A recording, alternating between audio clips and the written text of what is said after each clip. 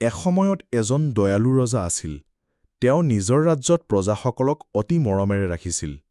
কিন্তু এজন চোৰে সদায় ৰাজকোষৰ পৰা বস্তু চুৰি কৰিছিল। এদিন ৰজাই বুদ্ধি কৰিলে।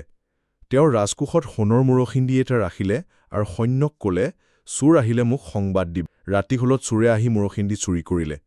কিন্তু গেটত ওলাই যোৱাৰ আগতেই সৈন্য ধৰি পেলালে।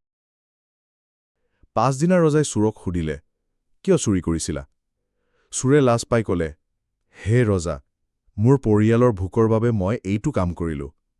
ৰজাই গভীৰভাৱে ভাবিলে আৰু চোৰক ক'লে, দণ্ড দিয়াটো সহজ, কিন্তু সঁচাকৈ তোমাৰ পৰিয়ালৰ ভোকৰ বাবে যদি এনে কাম কৰিছিলি, তেতিয়াহ'লে পৰিয়ালৰ ভোক নাথাকিবলৈ মই তোমাক কামৰ ব্যৱস্থা কৰিম।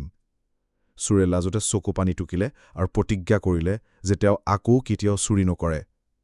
এইদৰে দয়ালু ৰজাৰ বাবে এজন চোৰ সঁচা মানুহলৈ পৰিৱৰ্তিত হ'ল।